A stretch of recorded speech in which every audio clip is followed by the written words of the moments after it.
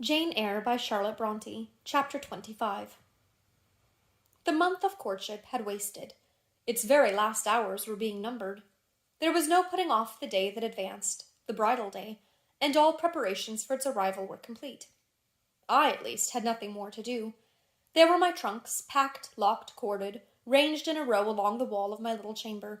Tomorrow, at this time, they would be far on their road to London, and so should I, D.V., or rather not I, but one Jane Rochester, a person whom as yet I knew not. The cards of address alone remained to nail on. They lay, 4 little squares, in the drawer. Mr. Rochester had himself written the direction, Mrs. Rochester, Hotel London, on each. I could not persuade myself to affix them, or to have them affixed. Mrs. Rochester. She did not exist. She would not be born till tomorrow, some time after 8 o'clock a.m., and I would wait to be assured she had come into the world alive before I assigned to her all that property. It was enough that in yonder closet opposite my dressing-table, garments said to be hers had already displaced my black stuff Lowood frock and straw bonnet, for not to me appertained that suit of wedding raiment, the pearl-colored robe, the vapory veil pendant from the usurped portmanteau. I shut the closet to conceal the strange wraith-like apparel it contained, which, at this evening hour, 9 o'clock, gave out certainly a most ghostly shimmer through the shadow of my apartment.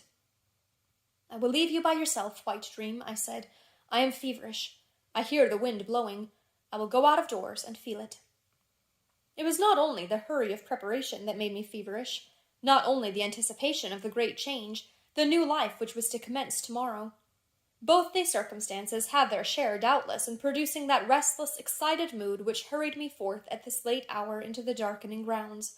But a third cause influenced my mind more than they. I had at heart a strange and anxious thought. Something had happened which I could not comprehend. No one knew of or had seen the event but myself. It had taken place the preceding night. Mr. Rochester that night was absent from home, nor was he yet returned. Business had called him to a small estate of 2 or 3 farms he possessed 30 miles off. Business it was requisite he should settle in person, previous to his meditated departure from England. I waited now his return, eager to disburthen my mind, and to seek of him the solution of the enigma that perplexed me. Stay till he comes, reader, and, when I disclose my secret to him, you shall share the confidence. I sought the orchard, driven to its shelter by the wind, which all day had blown strong and full from the south, without, however, bringing a speck of rain. Instead of subsiding as night drew on, it seemed to augment its rush and deepen its roar. The trees blew steadfastly one way, never writhing round, and scarcely tossing back their boughs once in an hour. So continuous was the strain, bending their branchy heads northward. The clouds drifted from pole to pole, fast following, mass on mass. No glimpse of blue sky had been visible that July day. It was not without a certain wild pleasure I ran before the wind, delivering my trouble of mind to the measureless air-torrent thundering through space. Descending the laurel walk, I faced the wreck of the chestnut tree. It stood up black and riven. The trunk, split down the center, gasped ghastly. The cloven halves were not broken from each other, for the firm base and strong roots kept them unsundered below. Though community of vitality was destroyed, the sap could flow no more. Their great boughs on each side were dead, and next winter's tempests would be sure to fell one or both to earth. As yet, however, they might be said to form one tree, a ruin, but an entire ruin. "You did right to hold fast to each other," I said, as if the monster splinters were living things and could hear me. "I think, scathed as you look, and charred and scorched, there must be a little sense of life in you yet, rising out of that adhesion at the faithful, honest roots. You will never have green leaves more. Never more see birds making nests and singing idyls in your boughs. The time of pleasure and love is over with you, but you are not desolate.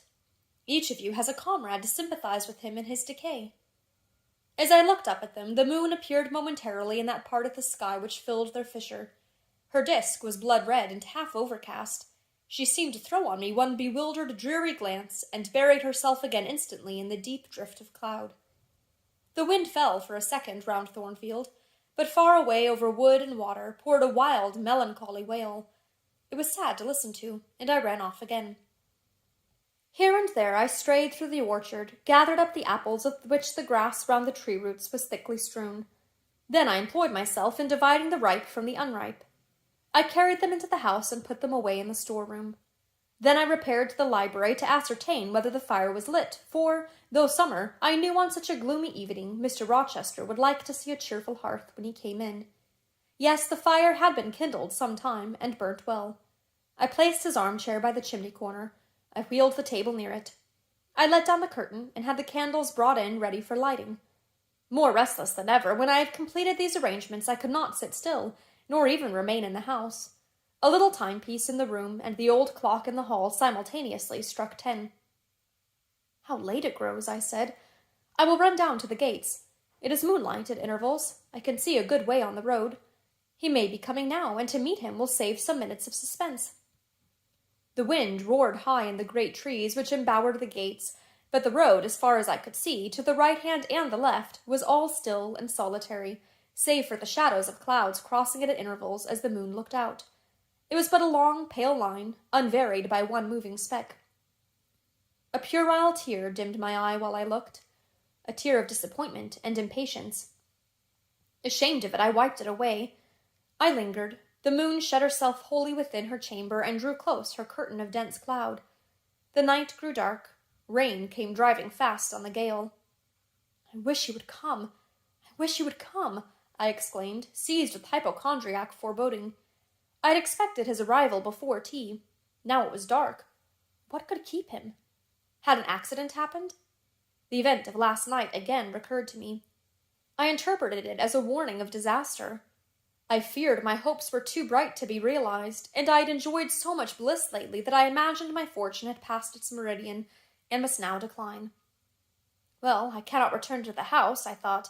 I cannot sit by the fireside while he is abroad in inclement weather. Better tire my limbs than strain my heart. I will go forward and meet him. I set out. I walked fast, but not far. Ere I had measured a quarter of a mile, I heard the tramp of hoofs.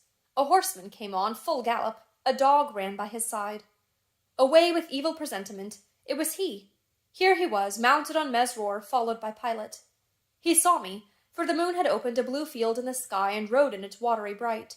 He took his hat off and waved it round his head. I now ran to meet him. "There," he exclaimed, as he stretched out his hand and bent from the saddle. "You can't do without me, that is evident. Step on my boot toe. Give me both hands. Mount." I obeyed. Joy made me agile. I sprang up before him. A hearty kissing I got for a welcome, and some boastful triumph, which I swallowed as well as I could. He checked himself in his exultation to demand, "But is there anything the matter, Janet, that you come to meet me at such an hour? Is there anything wrong?" "No, but I thought you would never come. I could not bear to wait in the house for you, especially with this rain and wind." "Rain and wind, indeed. Yes, you are dripping like a mermaid. Pull my cloak round you. But I think you are feverish, Jane. Both your cheek and hand are burning hot. I ask again, is there anything the matter?" "Nothing now. I am neither afraid nor unhappy." "Then you have been both?" "Rather. But I'll tell you all about it by and by, sir, and I dare say you will only laugh at me for my pains." "I'll laugh at you heartily when tomorrow is past. Till then I dare not. My prize is not certain. This is you, who have been as slippery as an eel this last month, and as thorny as a briar rose. I could not lay a finger anywhere but I was pricked, and now I seem to have gathered up a stray lamb in my arms. You wandered out of the fold to seek your shepherd, did you, Jane?" "I wanted you, but don't boast. Here we are at Thornfield. Now let me get down." He landed me on the pavement. As John took his horse and he followed me into the hall, he told me to make haste and put something dry on, and then return to him in the library. And he stopped me as I made for the staircase to extort a promise that I would not be long, nor was I long. In 5 minutes I rejoined him. I found him at supper. "Take a seat and bear me company, Jane. Please God, it is the last meal but one you will eat at Thornfield Hall for a long time." I sat down near him, but told him I could not eat. "Is it because you have the prospect of a journey before you, Jane? Is it the thoughts of going to London that takes away your appetite?" "I cannot see my prospects clearly tonight, sir, and I hardly know what thoughts I have in my head. Everything in life seems unreal." "Except me. I am substantial enough. Touch me." "You, sir, are the most phantom-like of all. You are a mere dream." He held out his hand, laughing. "Is that a dream?" said he, placing it close to my eyes. He had a rounded, muscular, and vigorous hand, as well as a long, strong arm. "Yes, Though I touch it, it is a dream, said I, as I put it down from before my face. Sir, have you finished supper? Yes, Jane. I rang the bell and ordered away the tray. When we were again alone, I stirred the fire, and then took a low seat at my master's knee. It is near midnight, I said. Yes, but remember, Jane, you promised to wake with me the night before my wedding. I did, and I will keep my promise, for an hour or two at least. I have no wish to go to bed. Are all your arrangements complete? All, sir. And on my part likewise, he returned. I have settled everything, and we shall leave Thornfield tomorrow within half an hour after our return from church. Very well, sir. With what an extraordinary smile you uttered that word, very well, Jane. What a bright spot of colour you have on each cheek, and how strangely your eyes glitter. Are you well? I believe I am. Believe? What is the matter? Tell me what you feel. I could not, sir. No words could tell you what I feel. I wish this present hour would never end. Who knows with what fate the next may come charged? This is hypochondria, Jane. You have been overexcited or overfatigued. Do you, sir, feel calm and happy? Calm? No, but happy to the heart's core. I looked up at him to read the signs of bliss in his face. It was ardent and flushed. Give me your confidence, Jane, he said. Relieve your mind of any weight that oppresses it by imparting it to me. What do you fear? That I shall not prove a good husband? It is the idea farthest from my thoughts. Are you apprehensive of the new sphere you are about to enter? Of the new life into which you are passing? No. You puzzle me, Jane. Your look and tone of sorrowful audacity perplex and pain me. I want an explanation. Then, sir, listen. You were from home last night? I was. I know that, and you hinted a while ago at something which had happened in my absence. Nothing probably of consequence, but, in short, it has disturbed you. Let me hear it. Mrs. Fairfax has said something, perhaps? Or you've overheard the servants' talk. Your sensitive self-respect has been wounded? No, sir. It struck 12. I waited till the timepiece had concluded its silver chime and the clock its hoarse, vibrating stroke, and then I proceeded. All day yesterday I was very busy, and very happy in my ceaseless bustle, for I am not, as you seem to think, troubled by any haunting fears about the new sphere, etc. I think it a glorious thing to have the hope of living with you, because I love you. No, sir, don't caress me now. Let me talk undisturbed. Yesterday I trusted well in Providence, and believed that events were working together for your good and mine. It was a fine day, if you recollect. The calmness of the air and sky forbade apprehensions respecting your safety or comfort on your journey. I walked a little while on the pavement after tea, thinking of you, and I beheld you in imagination so near me I scarcely missed your actual presence. I thought of the life that lay before me. Your life, sir. An existence more expansive and stirring than my own, as much more so as the depths of the sea to which the brook runs are than the shallows of its own straight channel.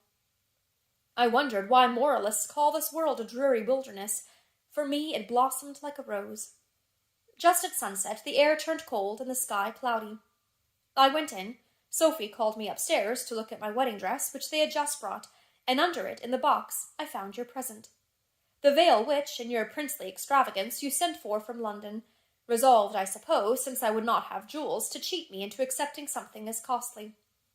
I smiled as I unfolded it, and devised how I would tease you about your aristocratic tastes, and your efforts to mask your plebeian bride in the attributes of a peeress. I thought how I would carry down to you the square of unembroidered blonde I had prepared myself as a covering for my low-born head, and ask if that was not good enough for a woman who could bring her husband neither fortune, beauty, nor connections. I saw plainly how you would look, and heard your impetuous republican answers, and your haughty disavowal of any necessity on your part to augment your wealth, or elevate your standing by marrying either a purse or a coronet. How well you read me, you witch, interposed Mr. Rochester. But what did you find in the veil besides its embroidery? Did you find poison, or a dagger, that you look so mournful now? No, no, sir. Besides the delicacy and richness of the fabric, I found nothing, save Fairfax Rochester's pride. And that did not scare me, because I am used to the sight of the demon. But, sir, as it grew dark, the wind rose. It blew yesterday evening, not as it blows now, wild and high, but with a sullen, moaning sound far more eerie. I wished you were at home. I came into this room, and the sight of the empty chair and fireless hearth chilled me. For some time after I went to bed I could not sleep. A sense of anxious excitement distressed me. The gale, still rising, seemed to my ear to muffle a mournful undersound. Whether in the house or abroad I could not at first tell, but it recurred, doubtful yet doleful, at every lull. At last I made out it must be some dog howling at a distance. I was glad when it ceased. On sleeping, I continued in dreams the idea of a dark and gusty night. I continued also to wish to be with you, and experienced a strange, regretful consciousness of some barrier dividing us. During all my first sleep, I was following the windings of an unknown road. Total obscurity environed me. Rain pelted me. I was burdened with the charge of a little child, a very small creature, too young and feeble to walk, and which shivered in my cold arms, and wailed piteously in my ear. I thought, sir, that you were on the road a long way before me, and I strained every nerve to overtake you, and made effort on effort to utter your name and entreat you to stop. But my movements were fettered, and my voice still died away inarticulate, while you, I felt, withdrew farther and farther every moment. And these dreams weigh on your spirits now, Jane, when I am close to you? Little nervous subject, forget visionary woe, and think only of real happiness. You say you love me, Janet. Yes, I will not forget that, and you cannot deny it. Those words did not die inarticulate on your lips. I heard them clear and soft. A thought too solemn, perhaps, but sweet as music. I think it is a glorious thing to have the hope of living with you, Edward, because I love you. Do you love me, Jane? Repeat it. I do, sir. I do, with my whole heart. Well, he said, after some minutes' silence, it is strange, but that sentence has penetrated my breast painfully. Why? I think because you said it with such an earnest, religious energy, and because your upward gaze at me now is the very sublime of faith, truth, and devotion. It is too much as if some spirit were near me. Look wicked, Jane, as you know well how to look. Coin one of your wild, shy, provoking smiles. Tell me you hate me, tease me, vex me, do anything but move me. I would rather be incensed than saddened. I will tease you and vex you to your heart's content when I have finished my tale, but hear me to the end. I thought, Jane, you had told me all. I thought I had found the source of your melancholy in a dream. I shook my head. What? Is there more? But I will not believe it to be anything important. I warn you of incredulity beforehand. Go on. The disquietude of his air, the somewhat apprehensive impatience of his manner surprised me, but I proceeded. I dreamed another dream, sir. That Thornfield Hall was a dreary ruin, the retreat of bats and owls. I thought that of all the stately front nothing remained but a shell-like wall, very high and very fragile-looking. I wandered on a moonlight night through the grass-grown enclosure within.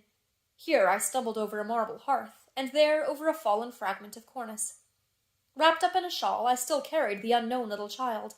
I might not lay it down anywhere, however tired my arms were, however much its weight impeded my progress. I must retain it. I heard the gallop of a horse at a distance on the road. I was sure it was you, and you were departing for many years and for a distant country. I climbed the thin wall with frantic, perilous haste, eager to catch one glimpse of you from the top. The stones rolled from under my feet. The ivy branches I grasped gave way. The child clung round my neck in terror and almost strangled me. At last I gained the summit. I saw you like a speck on a white track, lessening every moment. The blast blew so strong I could not stand. I sat down on the narrow ledge. I hushed the scared infant in my lap. You turned an angle of the road. I bent forward to take a last look. The wall crumbled. I was shaken. The child rolled from my knee. I lost my balance, fell, and woke. Now, Jane, that is all. All the preface, sir. The tale is yet to come. On waking, a gleam dazzled my eyes. I thought, oh, it is daylight. But I was mistaken. It was only candlelight. Sophie, I suppose, had come in. There was a light in the dressing-table, and the door of the closet, where, before going to bed, I had hung my wedding dress and veil, stood open. I heard a rustling there. I asked, Sophie, what are you doing? No one answered, but a form emerged from the closet. It took the light, held it aloft, and surveyed the garments pendant from the portmanteau. Sophie? Sophie, I again cried, and still it was silent. I had risen up in bed. I bent forward. First surprise, then bewilderment came over me, and then my blood crept cold through my veins. Mr. Rochester, this was not Sophie. It was not Leah. It was not Mrs. Fairfax. It was not— No, I was sure of it, and am still. It was not even that strange woman, Grace Poole. It must have been one of them, interrupted my master. No, sir, I solemnly assure you to the contrary. The shape standing before me had never crossed my eyes within the precincts of Thornfield Hall before. The height, the contour were new to me. Describe it, Jane. It seemed, sir, a woman, tall and large, with thick and dark hair hanging long down her back. I knew not what dress she had on. It was white and straight, but whether gown, sheet, or shroud, I cannot tell. Did you see her face? Not at first, but presently she took my veil from its place. She held it up, gazed at it long, and then she threw it over her own head and turned to the mirror. At that moment I saw the reflection of the visage and features quite distinctly in the dark oblong glass. And how were they? Fearful and ghastly to me. Oh, sir, I never saw a face like it. It was a discolored face. It was a savage face. I wish I could forget the roll of the red eyes and the fearful blackened inflation of the lineaments. Ghosts are usually pale, Jane. This, sir, was purple.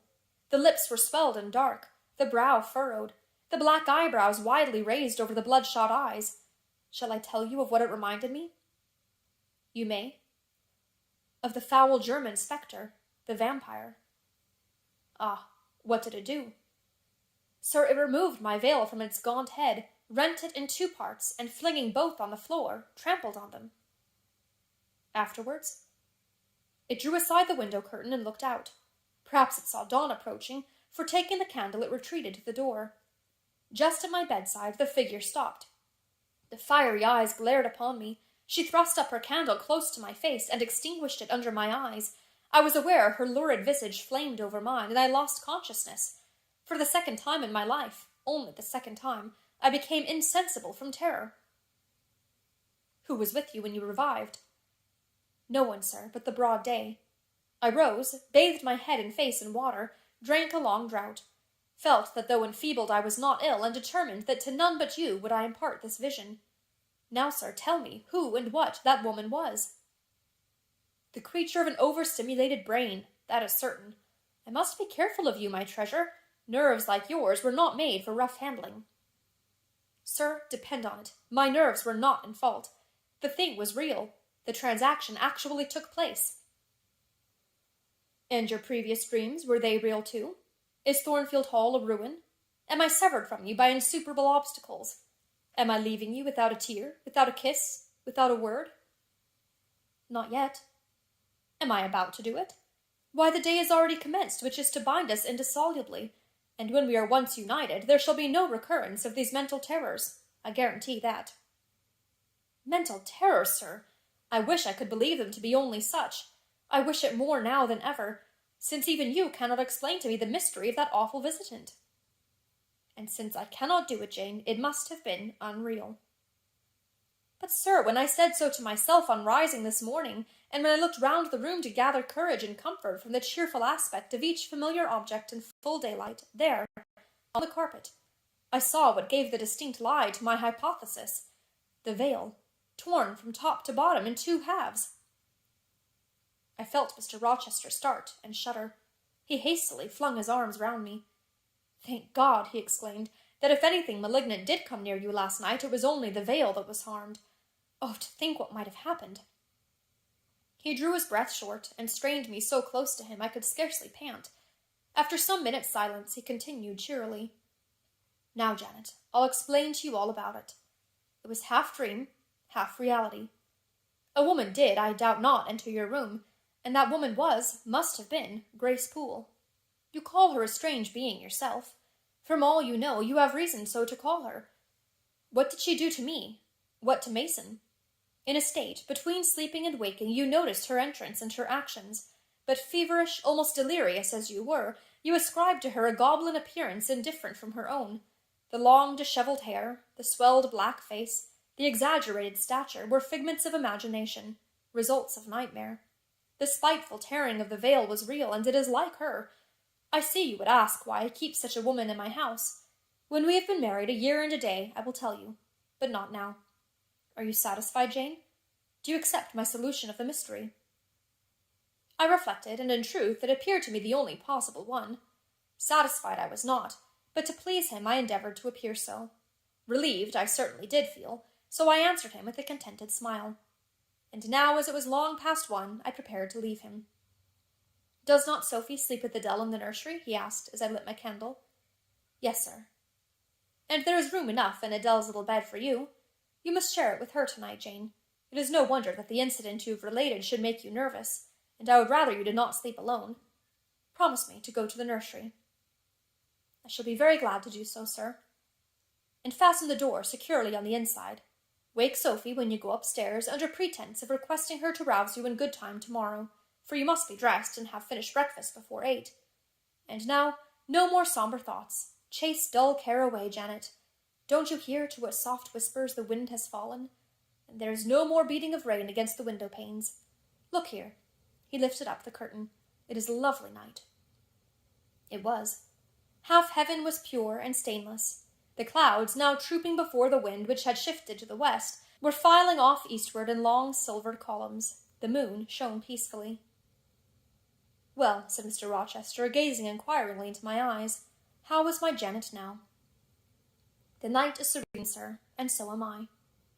And you will not dream of separation and sorrow tonight, but of happy love and blissful union.